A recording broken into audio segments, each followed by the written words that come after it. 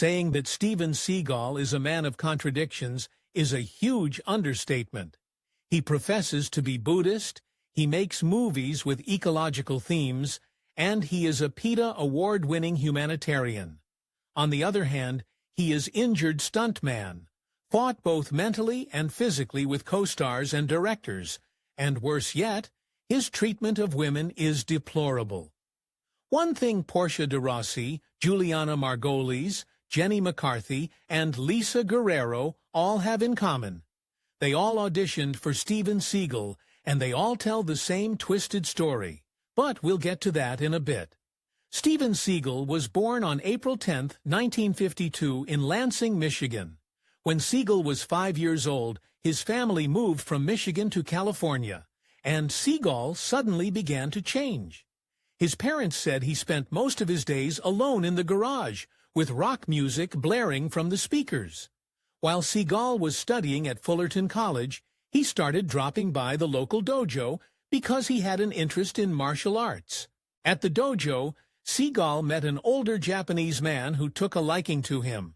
In the early 1970s, Seagal made a big move to Japan. It's not clear what he did there, but when he returned to the U.S., he was a new man. First of all, he started a relationship with Miyako Fujitani, who was a second-degree black belt in the Japanese martial art of Aikido. The love between the two was strong, but soon they'd be torn apart. Fujitani had to return to her native Japan. Seagal had a decision to make: say goodbye to the love of his life, or follow her back to Japan. Seagal listened to his heart, and was soon back in Japan with his girlfriend. Once they got there, wedding bells rang. They tied the knot in 1975, and 2 children followed shortly after. For some unknown reason, Seagal abruptly returned to the U.S. Seagal set up the dojo in Hollywood and forgot all about his wife back in Japan. Thinking he was single, Seagal started dating soap opera actor Adrienne LaRussa, and the two quickly got married in 1984. But wait a minute. Wasn't Seagal already married? I guess Seagal thought that what happened in Japan stayed in Japan. Nope, that wasn't the case, and the two had to get their marriage annulled. One of the students at Seagal's dojo was Michael Ovitz, who happened to be a Hollywood Asian. Ovitz had a personal belief: he could make anyone into a movie star. He told Seagal that he should try becoming a star, and Seagal took him up on the offer. Seagal found a script that Warner Brothers had been saving for Clint Eastwood and decided to make it his own. Not only did Seagal get the part, the studio also got him to rewrite the script, which he renamed Above the Law. They wanted his character's backstory to match Seagal's own. They also wanted him to choreograph all the fight scenes that involved Aikido. Seagal had quickly gone from a simple dojo owner to Hollywood star, choreographer, and writer. They also gave him a co-producer credit. I guess Ovitz was right. You can make a star out of just about anyone. Seagal was quickly becoming a hot commodity around Hollywood. Soon, he was looking for someone equally hot to have on his arm. Kelly LeBrock had Fantasy Woman written all over her. Seagal's charms worked on LeBrock, and they were soon ready to tie the knot. This time, however, he did manage to remember that he was already married. He got a divorce from Fujitani and in 1987 married LeBrock. While Seagal's first film, Above the Law, wasn't actually a critical success, it had turned a tidy profit. Of course, this made it easy for Seagal to move on to his next feature film, Hard to Kill. Seagal did manage to get his wife to leave her early retirement and appear in Hard to Kill, but she wasn't the film's biggest supporter. She later gave the film a nickname, Hard to Watch. At one point, Warner Brothers wanted to know if Seagal had any CIA connections after he alleged that he did. The studio did a pretty thorough check of the action star's background and found pretty much nothing. There was no CIA connection, but they did uncover something that disturbed them. Although he wasn't in the CIA, it turned out that Seagal had connections with a few very shady characters. It would take some time, but these connections would eventually come back to haunt him. While fewer and fewer were believing in Seagal, the CIA operative, there was one thing that they couldn't deny. The man was walking around heavily armed. He wore coats with long backs in order to hide the firearms he had back there.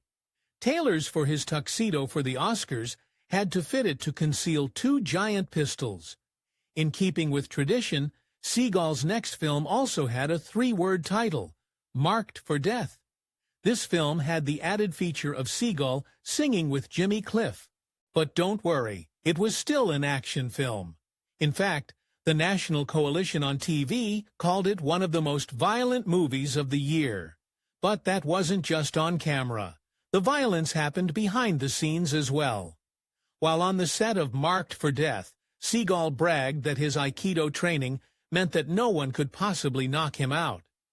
The stunt coordinator wanted to see if this was true, so Seagal allowed him to wring his neck. But it didn't go at all how he planned. Sure enough, within a few minutes, Seagal was unconscious. Seagal's next film was Out for Justice. This time, though, it wasn't Seagal who was out for justice. It was 4 women who worked as office assistants on the film. All 4 of them accused Seagal of harassment, and he ended up paying 3 of them off to not press charges. 4 female actors came forward complaining about Seagal casting sessions. According to them, Seagal made it very clear that sleeping with him would guarantee them a part in the film. Seagal next took a break from action movies and tried his hand at comedy. He wasn't about to do a comedic film, but he was willing to act as host of Saturday Night Live. As it turned out, Seagal did not have a single funny bone in his body. He also treated the writers and cast badly.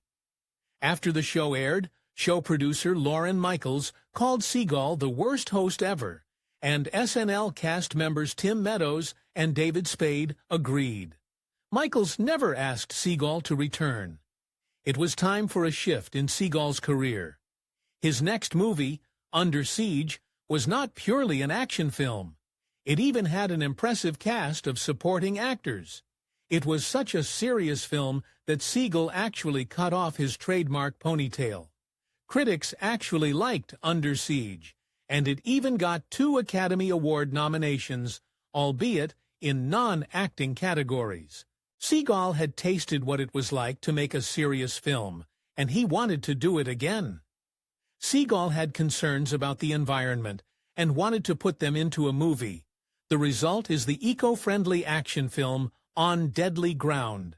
This was definitely Seagal's baby, as he was the lead actor, the director, and the producer. Sadly, the film was not well received by critics, and even made Gene Siskel's worst films of the year list. When his own film failed, Seagal turned to something that had succeeded in the past, Under Siege. Unfortunately, Under Siege 2: Dark Territory was a huge disappointment. Not only was it a critical failure, it was also the first film where the now punchy Seagal had to wear a girdle. When Seagal was casting Under Siege 2: Dark Territory, he had Jenny McCarthy up for a role. When it came to her audition, Seagal asked her to do it without clothes. McCarthy's potential part in the film did not require her to be in her birthday suit. A very wise McCarthy stormed out of the audition. Obviously, McCarthy didn't get a part on Under Siege 2, but a teenage Katherine Heigl did. Heigl tells a story that happened on the last day of filming. She says that Seagal made a creepy comment about having girlfriends her age. She was 16 at the time. Later, during an Under Siege 2 promo event, Seagal publicly grabbed Heigl's chest and laughed. Next, Seagal appeared opposite Kurt Russell in 1996's Executive Decision. Apparently, Seagal had walked around the set claiming to be the boss of the movie. When co-star and funny man John Leguizamo laughed at this, Seagal's reaction was unhinged. He used his Aikido to slam Leguizamo into a wall. Seagal followed up with Fire Down Below. Seagal was back to making environmental action films, and the critics and audience went back to hating them. This one earned 4 Razzie nominations: Worst Picture, Worst Screen Couple, Worst Song, And for Seagal, worst actor. Seagal's reputation was so low that Warner Brothers saw no reason to continue a relationship with him. They did, however, throw him a life raft with 2001's Exit Wounds. There is some confusion as to whether it was a life raft or a final dispatch. Seagal was supposed to have a very major fight scene with Michael Jai White.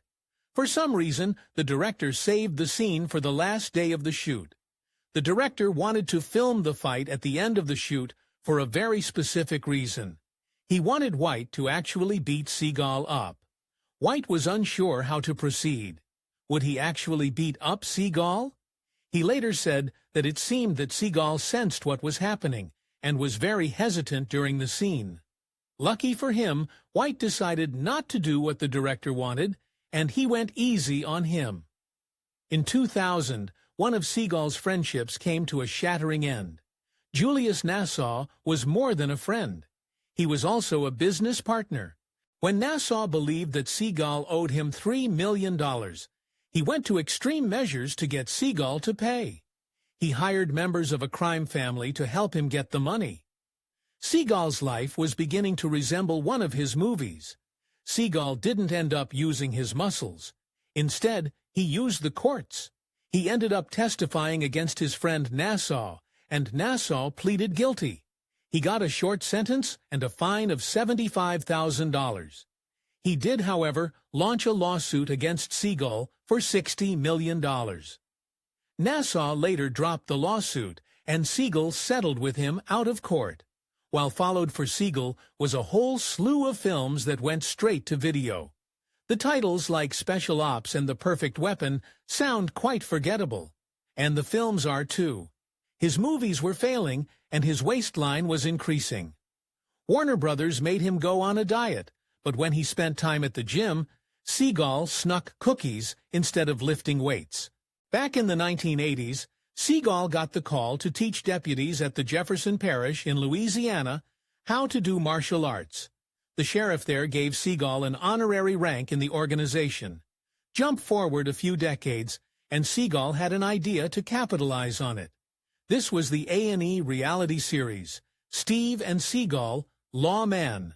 Once people started talking about Seagal's behavior toward women, more stories surfaced.